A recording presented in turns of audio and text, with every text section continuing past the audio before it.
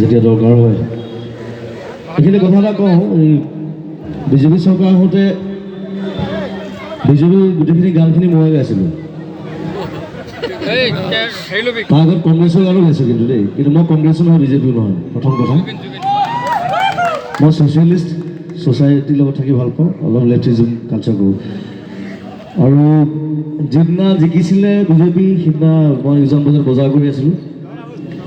তো সৰ্বদাই মোক ফোন কৰিলে, ক'লে আমি জিকিলোঁ জুবি নাহা, অলপ কথা পাতোঁ। তো মই গ'লোঁ ব্ৰহ্মপুত্ৰ গেষ্ট হাউচত। গৈ পেলাই কৈছোঁ, সৰ্বদা জিকিলে হয়, কিন্তু যদি কিবা গণ্ডগোল হয়, প্ৰথম গণ্ডগোল কৰা মানুহটো কিন্তু মই হ'ম। চ' সেইকাৰণে সৰ্বদাই ক'ৰবাত মোক মাতে, প্ৰগ্ৰেম চগ্ৰেমত যেতিয়া মাতে, তেতিয়া মানে কয় যে কমিটিৰ যিখিনি লাগি থাকে ল'ৰা ছোৱালীবিলাক, কয় যে জুবিনক খংটো নুঠাবা। কিন্তু মোক সুধি থাকে, দাদা আপোনাৰ খং উঠিছে নেকি? আমি বোলো কিয় সুধিছে? নাই, সৰ্বদাই কৈ থৈ গৈছে। ঠিক আছে, এতিয়া খং উঠাৰ সময় হৈছে বাৰু। চ' সেইকাৰণে কৈছোঁ, সকলো একেলগে থাকক।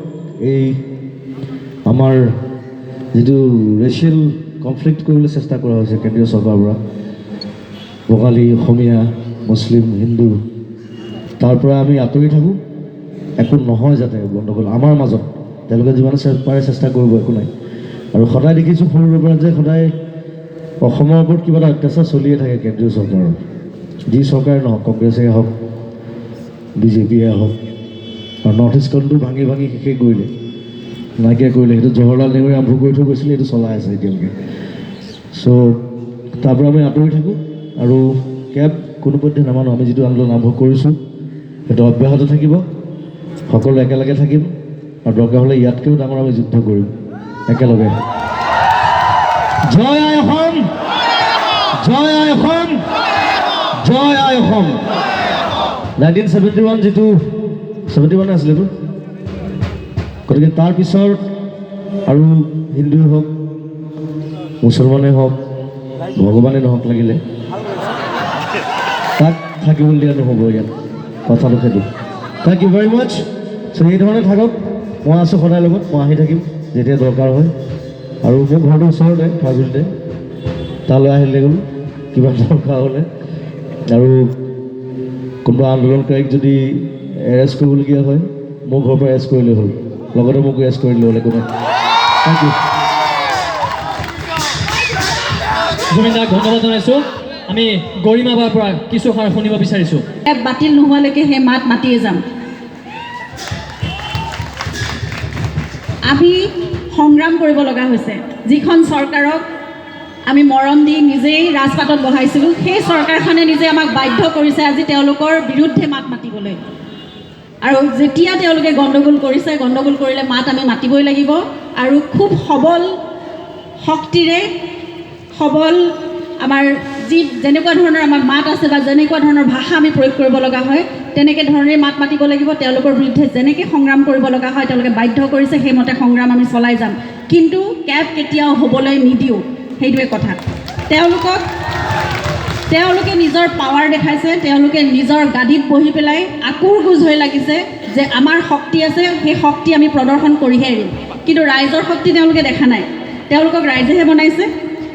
গতিকে কাইলৈ তেওঁলোক সেই গাদীত বহি থাকিবলৈ হ'লে ৰাইজৰ সতে যদি নাথাকে, তেতিয়াহ'লে তেওঁলোকো নাথাকে। কিন্তু সেই কথাটো তেওঁলোকে বুজি পালেই হ'ল।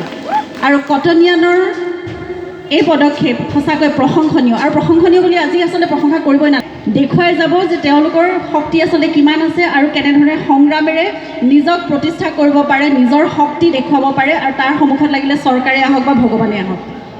গতিকে এসময়ৰ যেতিয়া কটনিয়ান আছিলোঁ, আজি মই সেই দায়িত্ববোধটো নিজেই অনুভৱ কৰিছোঁ। সেইকাৰণে আগবাঢ়ি আহিছোঁ যে আজিও মই কটনিয়ান, আৰু কটনিয়ানৰ ৰণসংকাৰত মোৰ এষাৰ হ'লেও মাত থাকিবই লাগিব। সেইবাবে আজি মই কটনিয়ানৰ মাজত আহি থিয় হৈছোঁ। সদায় থাকিম, সদায় অসমৰ ৰাইজৰ মাজত আছোঁ। আজি যদি 10জন মানুহে আমাক চিনি পাইছে, তেতিয়াহ'লে আমি ৰাইজৰ মাজত আছোঁ কাৰণেহে চিনি পাইছে। আৰু সেইখিনি কৰিবলৈ মই সেইকাৰণে সকলো শিল্পী, সাহিত্যিক, যিমানখিনি মানুহ আছে, তেওঁলোকে ভাবে যে নিজৰ কিবা এটা মাত আছে, নিজৰ এটা ভইচ আছে, নিজৰ এটা পাৱাৰ আছে, বা মানুহক 10জন মানুহক উদ্বুদ্ধ কৰিব পৰাকৈ তেওঁলোকৰ কাষত ভাষা আছে। তেওঁলোকো ওলাই আহক, আহি কওক যে আমি ৰাইজৰ সতে আছোঁ আৰু ৰাইজেহে আমাৰ সেইখিনি স্বীকৃতি দিছে, সেইখিনি পৰিচয় দিছে। গতিকে আমি ৰাইজৰ বাহিৰত আমাৰ কোনো স্থিতি নাই, আমাৰ কোনো পৰিচয় নাই। গতিকে সকলো শিল্পী ওলাই আহিব বুলি শিল্পী সমাজ আজি আশা কৰিছোঁ। আৰু অসমৰ সংস্কৃতিৰ কাৰণে, ভাষাৰ কাৰণে, নিজৰ মানুহৰ কাৰণে যেতিয়া মাত মাতিবৰ সময় হৈছে, সেইখিনি সময়ত নিজৰ মাতেৰে, নিজৰ সবল ভাষাৰে চৰকাৰৰ বিপক্ষে হওক বা যাৰ বিপক্ষে হওক তেওঁলোকো থিয় দিয়ক। সেইবাবে জয় আই অসম।